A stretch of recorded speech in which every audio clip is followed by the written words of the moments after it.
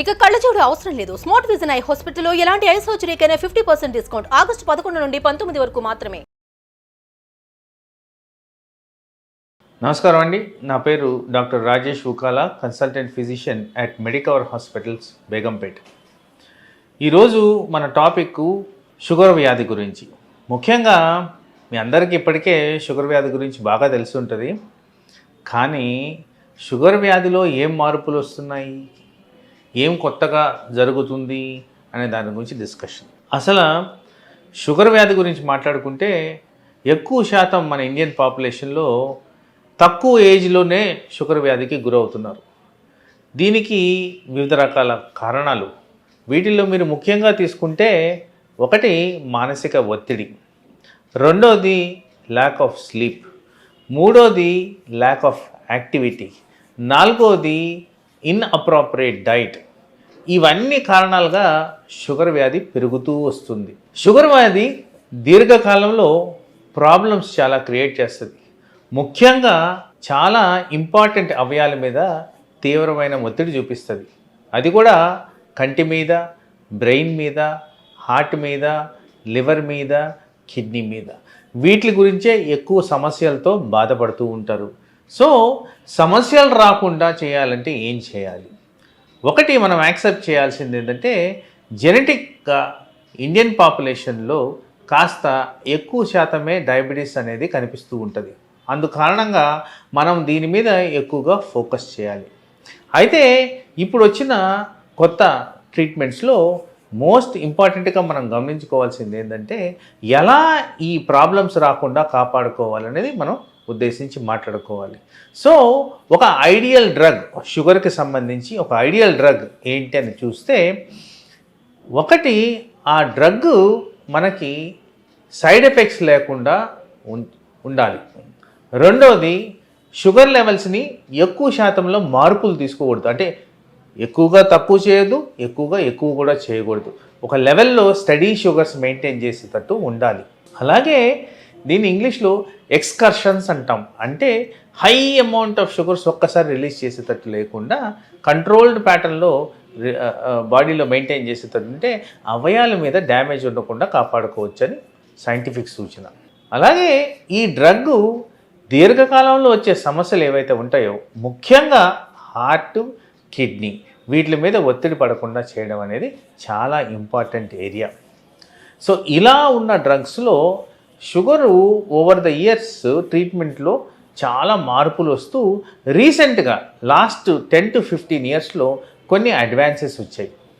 వాటిల్లో మనం ముఖ్యంగా ఉద్దేశించి మాట్లాడుకుంటే, సైంటిఫిక్గా దీన్ని DPP-4 ఇన్హిబిటర్స్ అంటారు. కామన్ మ్యాన్కి ఏంటంటే గ్లిప్టిన్స్.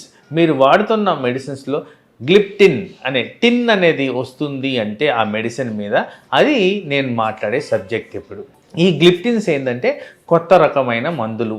ఇవి ఎక్కువ శాతము ప్యాంక్రియస్ మీద ఒత్తిడి కాకుండా గుండెని కాపాడుకుంటూ, తర్వాత కిడ్నీని ప్రొటెక్ట్ చేసుకుంటూ, షుగర్ని కంట్రోల్ తీసుకొస్తూ, లాంగ్ టర్మ్లో HbA1cని కూడా కంట్రోల్ చేసేటట్టు పనిచేస్తుంది.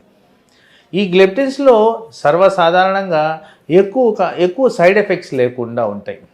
తర్వాత నేనన్న ఎక్స్కర్షన్స్ ఏవైతే ఉంటాయో అవి మినిమలైజ్ చేస్తూ పనిచేస్తుంది ఈ గ్లిప్టిన్ అనే మెడిసిన్. అలాగే ఈ తరుణంలో ఇంకా వచ్చిన కొత్త డ్రగ్ ఏంటంటే SGLT2 ఇన్హిబిటర్స్.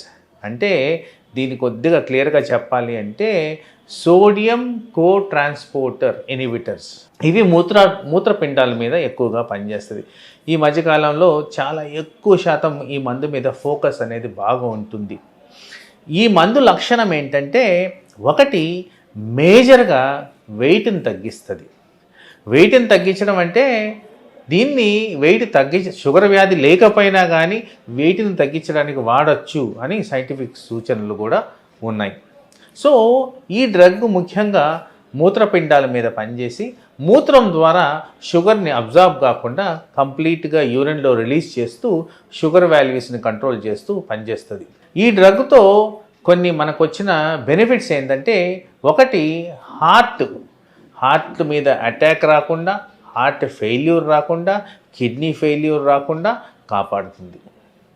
ఇంకొకటి ఇది ఈ మెడిసిన్ ఏదైతే ఉందో ఈవెన్ ఏ డయాబెటిక్ ప్రాబ్లం లేకపోయినా కానీ హార్ట్ ఫెయిల్యూర్లో వాడితే హార్ట్ ఫెయిల్యూర్ రికవరీ రేట్స్ బెటర్గా ఉన్నాయి సైంటిఫిక్ సూచనలు. అందుకోసం ఈ డ్రగ్కి చాలా వాల్యూ ఇస్తూ ఈ మధ్యకాలంలో ప్రాక్టీస్లో చాలా పేషెంట్స్కి ఈ డ్రగ్ వాడడం అనేది జరుగుతుంది. చిన్న చిన్న సైడ్ ఎఫెక్ట్స్ ఉన్న డ్రగ్ ఏంటంటే ఇది కొద్దిగా వాటర్ ఇంటేక్ అనేది ప్రాపర్గా తీసుకోవాలి, లేకపోతే డిహైడ్రేషన్కి గురవుతారు. మూత్రం పోయిన తర్వాత ఆ భాగాన్ని ప్రాపర్గా వాటర్తో క్లీన్ చేసుకోవాలి, ఎందుకంటే షుగర్ వెళ్ళిపోతుంది కాబట్టి మూత్రంలో, దాని ద్వారా ఇన్ఫెక్షన్స్ వచ్చేదానికి ఆస్కారం ఉంది. ముఖ్యంగా ఫంగల్ ఇన్ఫెక్షన్స్ వచ్చేదానికి ఆస్కారం ఉంది. కాబట్టి మనం చేయాల్సింది ఏంటంటే కంపల్సరీ వాష్ చేసుకోవాలి.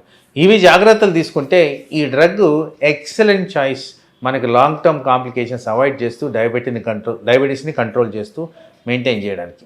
అలాగే ఇంకొక డ్రగ్ వచ్చింది ఏంటంటే GLP-2 ఇన్హిబిటర్స్. ఇవి కూడా చాలా చాలా ఎఫెక్టివ్గా పనిచేస్తాయి, కానీ కాస్త ఎక్స్పెన్సివ్గా ఉన్న డ్రగ్స్.